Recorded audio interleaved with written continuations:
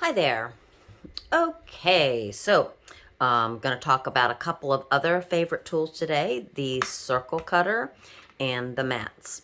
So if you already have the circle and oval cutting system, why would you want this new circle cutter? I love them both. I have them both. I use them both. And I'm going to tell you, I would not waste my time doing this video if I didn't think that you were going to want this. It's a great piece.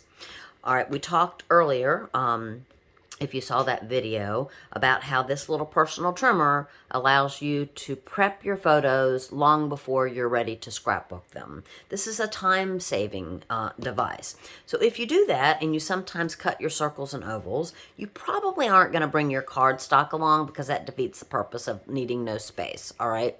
So if you typically cut your circles using this small one like I do, then you just need to remember that in order to mat it perfectly, you need a 4.2 circle.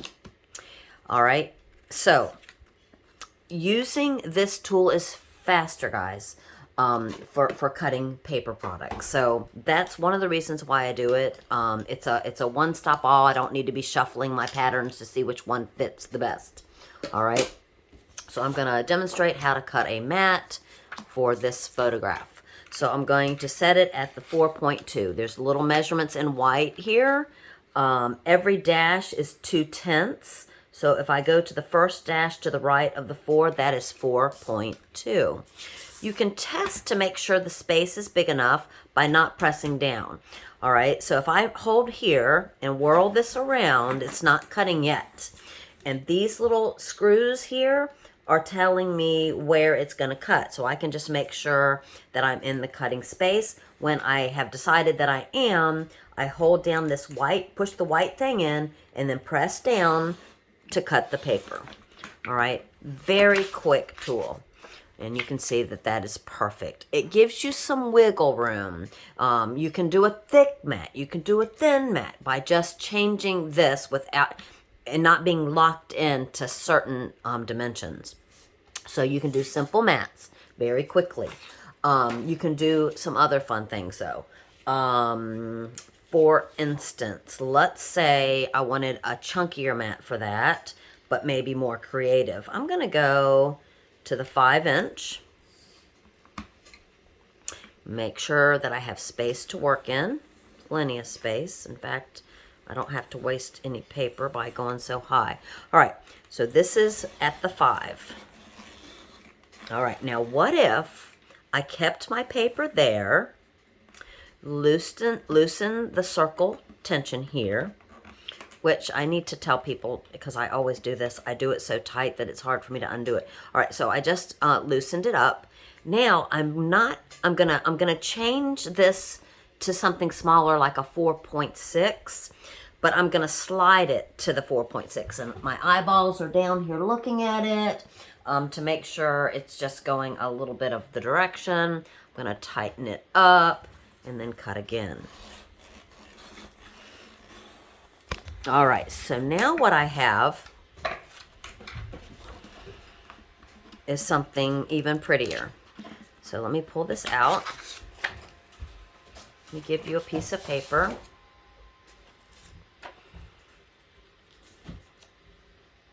Put my photo down so I've got a nice thick mat here.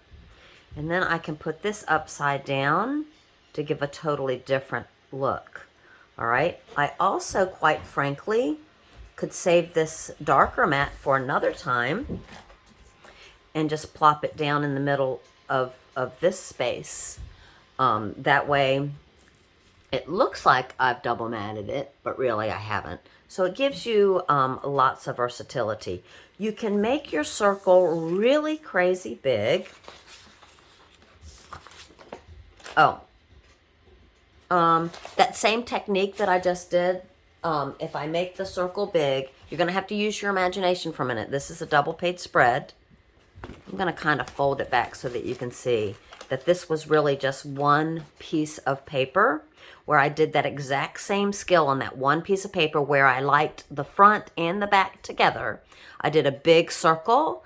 I slid my ruler to change the diameter quite a bit, did another circle, and flipped this piece and then put it back together, and then I cut my piece of paper in half. And that way people don't know that I did that. Is that cool? So that's another thing that makes this particular tool makes crazy simple. You all saw this probably on the last demo I did. Again, I draw my shapes and then I cut them with the circle. Again, I want to cut it as close as possible to my shape without being forced into a certain size like these would do. All right, this allows me to cut exactly the space that I want. Let's take a peek at what I'm talking about. So I built this beautiful embellishment here. This one's a little tricky because it is our snowbound layered embellishment, so they're layered, and I think this will work. I've actually never tried this before, but I'm going to try it with you because you all are used to me making mistakes, right? But this is the center right here. So I want to put this on the center of my embellishment, and then I want to wheel it around without pushing down to see if that will encompass my whole thing. And I can see it's kind of catching on my embellishment.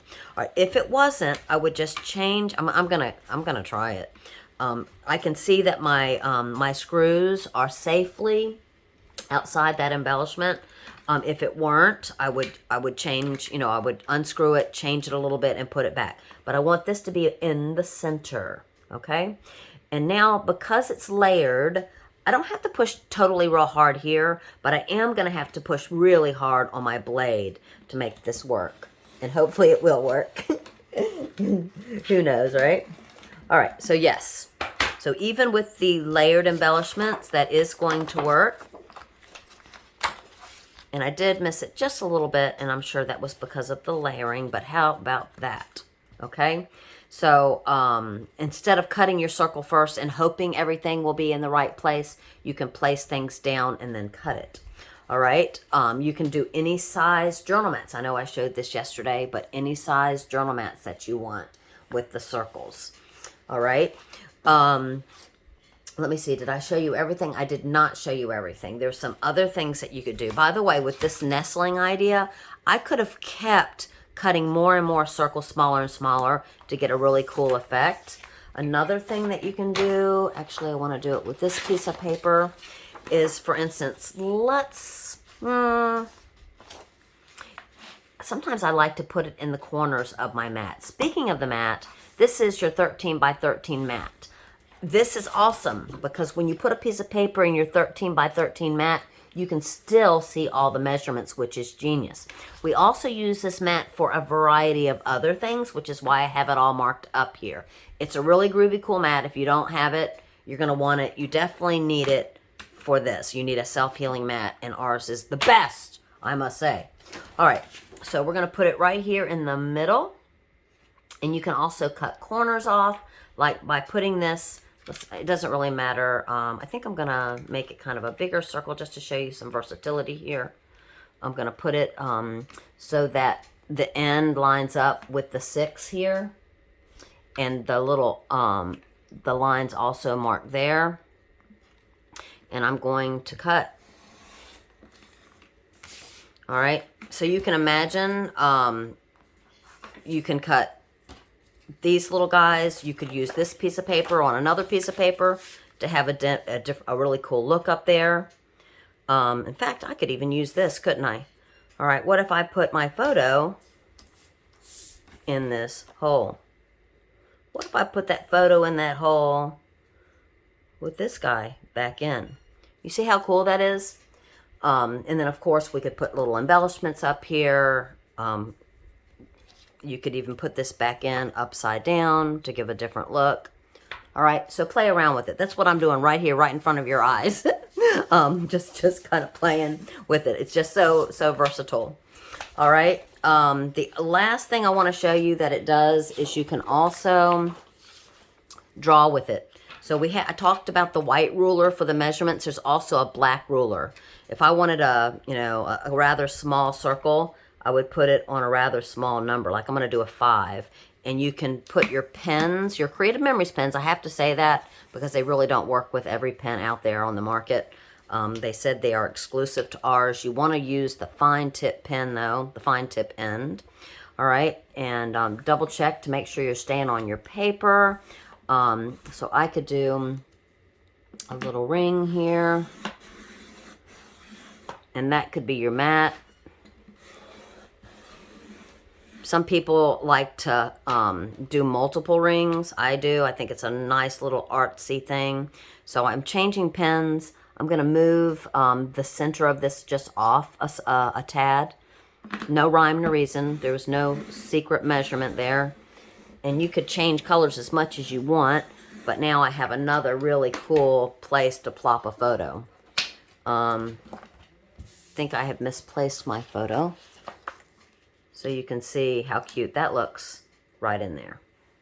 All right, so that could be another way of matting that's kind of fun. And you can do big circles or small circles. All right, so enough of that. I want to talk about this mat for a little bit. A lot of people have one of our mats. In fact, it's one of my clients' favorite products because of all the things I've taught them how to do with it. And there are lots and lots of things that you can do with them. But not all of my clients have two of them.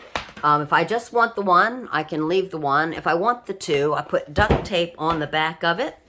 And then that way I can open it wide up.